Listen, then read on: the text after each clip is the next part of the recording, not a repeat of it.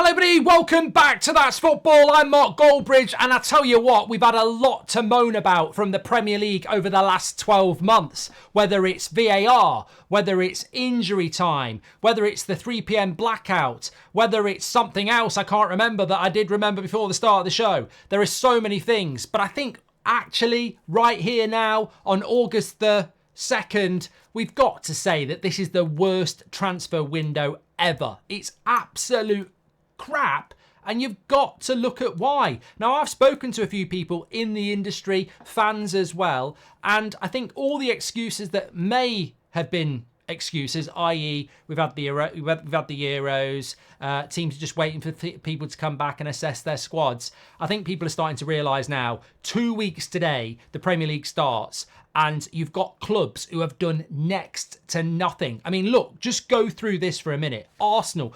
And look, clubs have done something, but let's look at the traditional top 6 or 7. Arsenal, really, Calafiori in. That's basically it, right? Arsenal, are you Calafiori away from beating Man City? No. So why have you only got one player in? I don't know. Aston Villa have been quite active, to be fair. I think they've done quite well. Chelsea, Chelsea, what have you done? I mean, look, Todd Bowley can't resist doing transfers, so you're always going to do a lot of transfers.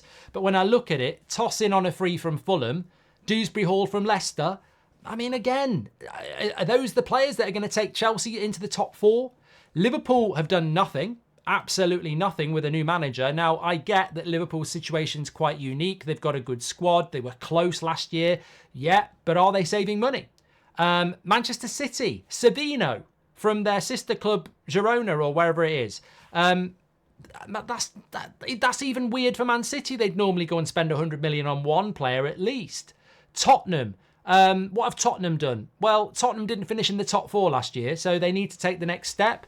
Timo Werner's back on a loan. Archie Gray. The lad, what's his name? Is it Bergville or something like that? He's quite interesting as a younger player as well. But again, nothing earth-shattering there. Newcastle, what have Newcastle done? Lewis Hall has completed his loan to a full-time deal. They brought the lad in from Bournemouth, the centre-back. It's just rubbish.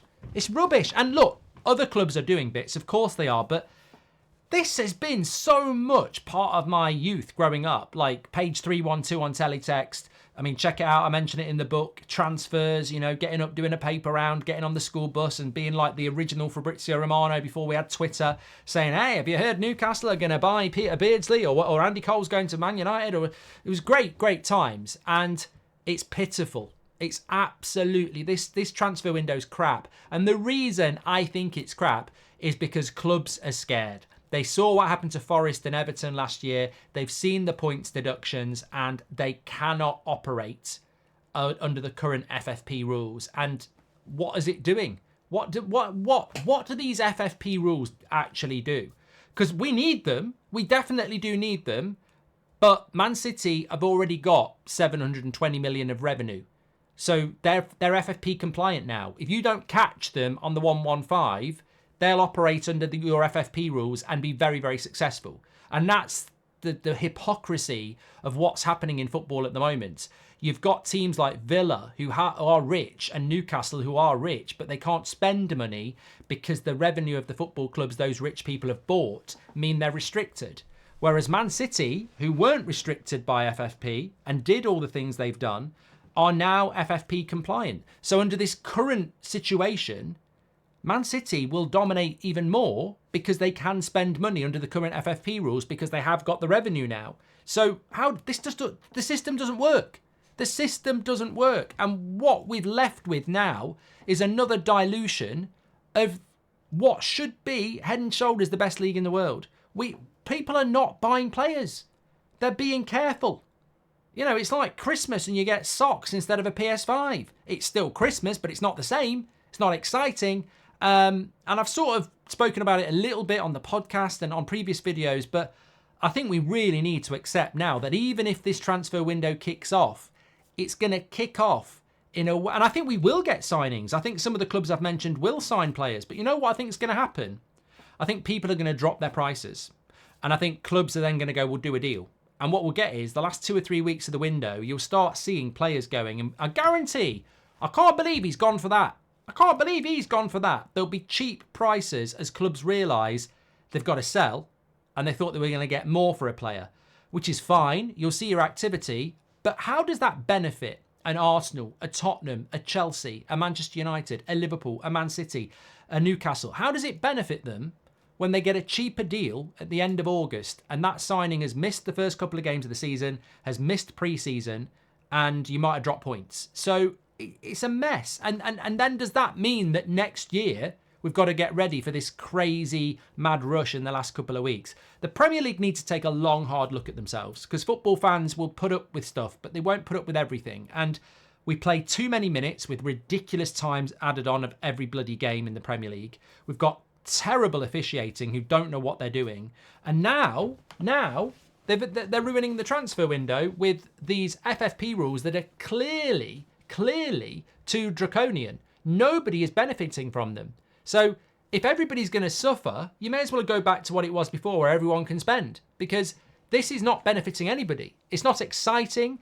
Football is an entertainment sport. Most of the Premier League are in the United States at the moment, selling a brand to the biggest growing market in football, trying to, make themselves money and grow the sport over there.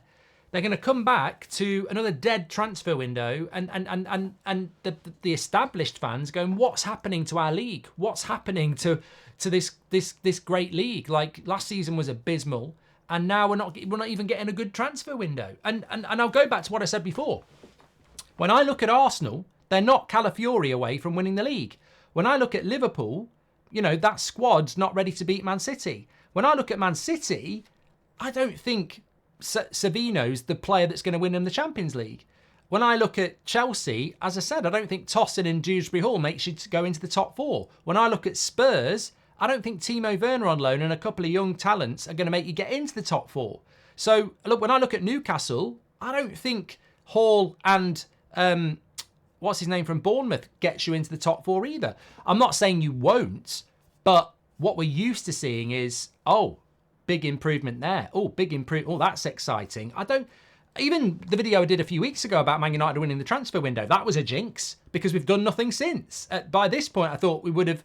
It looked like Man United and Villa were the two clubs that actually were like being proactive, but even that slowed down now because the window is so slow. And I think the Premier League has always been the biggest contributor. At the end of every summer transfer window, the spend of the Premier League would dwarf most of what happens in Italy and Spain.